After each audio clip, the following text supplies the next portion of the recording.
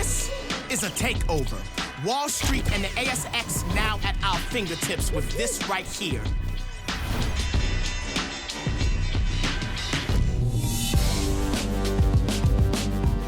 Welcome to Eagle Review, brought to you by Stake. Download the app and get trading today. It's that simple.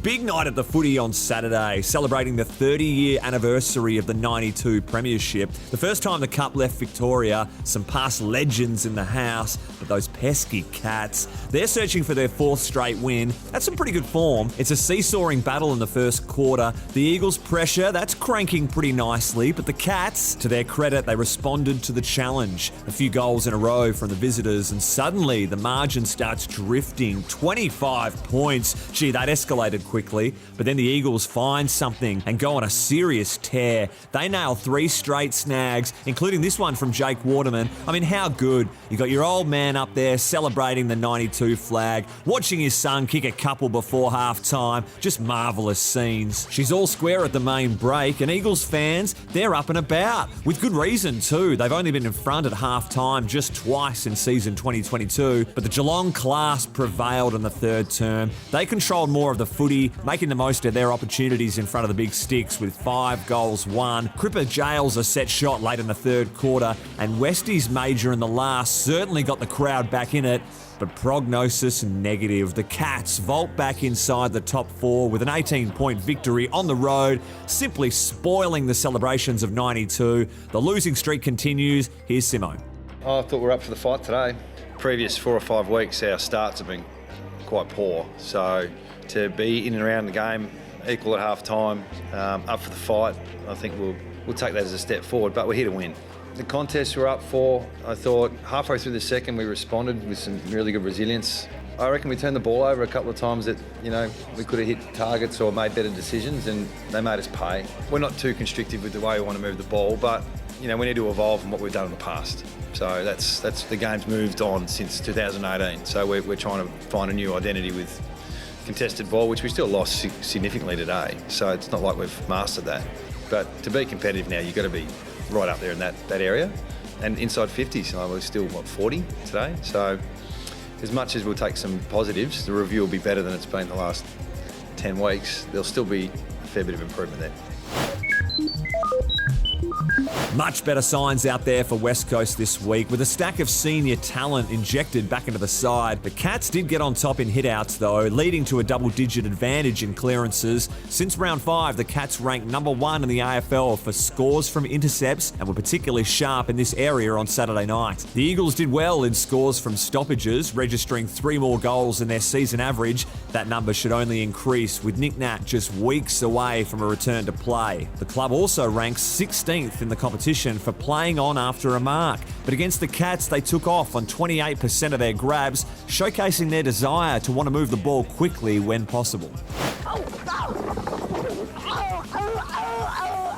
When will the nightmare end? 2022 delivering more daggers on the medical front. Informed midfielder Tim Kelly, maybe a dodgy Vindaloo the night prior, who knows, but he was struck down with illness. He misses the game, and then halfway through the second, McLovin cops a set of knees to the ribs. Very reminiscent of that 2018 prelim. He's tough as nails, so you know this one didn't tickle. Turns out the big fella spent Saturday night in Royal Perth Hospital. We'll provide more updates in the St John of God medical report on Tuesday Arvo, but fingers crossed he's out and resting at home.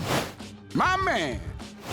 Kelly's absence did open the door for Jackson Nelson to come into the side, and he raised the bat for 100 games for the footy club. Originally picked 51 back in 2015, he's had to step up this year, filling in for a variety of different roles and shutting down some dangerous small forwards with Brad Shepherd's retirement. While we're cap tipping, let's not forget about the debutant defender in Rhett Bazzo. He got his crack at the top level through some quality waffle form. The second round pick in last year's draft was thrust into some high minutes when Gov went down, played 82% of the game, just 7 touches but didn't miss a target, also had 6 grabs and looks a player to watch for the future.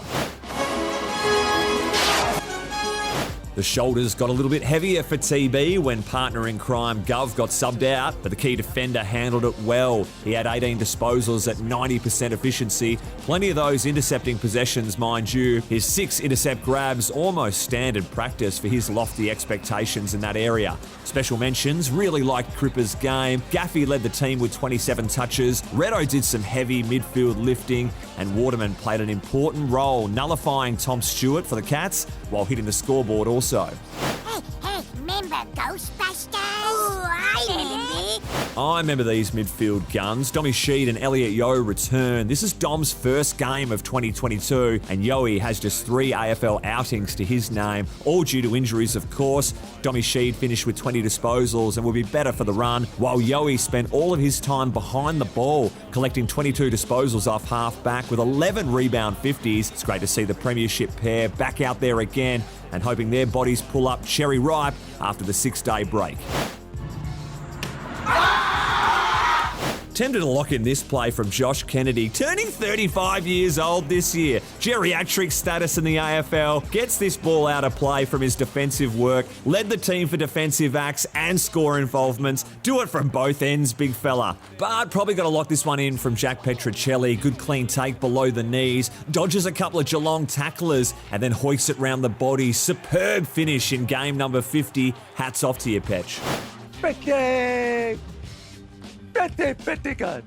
Tommy Hawkins becomes just the 26th VFL AFL player to crack the monster 700 goal tally. A fair few of those sinking our hopes of winning over many years against the Cats, including Saturday night where he booted 3. How many goals did they win by? Yeah, that'd be 3. Probably got to pay it.